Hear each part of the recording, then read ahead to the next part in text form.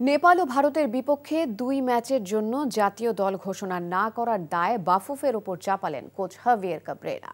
তার দাবি, ক্যাম্প শুরুর আগে তালিকা দেয়া হলেও তা প্রকাশ করেনি বাফুফে। এছাড়াও নেপালের বিপক্ষে হামজা চৌধুরীকে পাওয়া নিয়ে আশাবাদী এই স্প্যানিশ কোচ। নিলয় মজুমদার জানাচ্ছেন বিস্তারিত।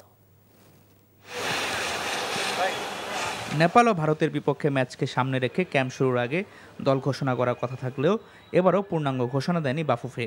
এর আগে ঘরের মাঠে হংকংয়ের বিপক্ষে ক্যাম্প শুরুর আগে দল সময় মতো দেয়নি ফেডারেশন। কোচের নির্দেশনাতেই এমন সিদ্ধান্ত কিনা তা নিয়ে প্রশ্ন করা হয়েছিল কাবরেরাকে। আমার মনে হয় এর সঙ্গে আমার কোনো সম্পৃক্ততা নেই। আমি যথারীতি ক্যাম্পের আগে তালিকা দেই, তাই আমি জানি না। এই বিষয়ে বাফুফে সবচেয়ে ভালো বলতে পারবে। কিংস ফুটবলারদের ছাড়পত্র না দেওয়ায় নভেম্বরের ৭ তারিখ পর্যন্ত আপাতত ১৪ জন ফুটবলার নিয়েই অনুশীলন করতে হবে বাংলাদেশকে। হামজা চৌধুরী দলের সঙ্গে যোগ দিতে পারেন নভেম্বরের ১০ তারিখে। তবে সমিত সোমকে নিয়ে অনিশ্চয়তা থাকছেই। কিংসের সিদ্ধান্তে আমার সম্মান আছে।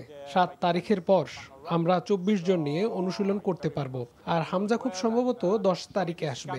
সমিতকে নিয়ে আমরা এখনো নিশ্চিত নই।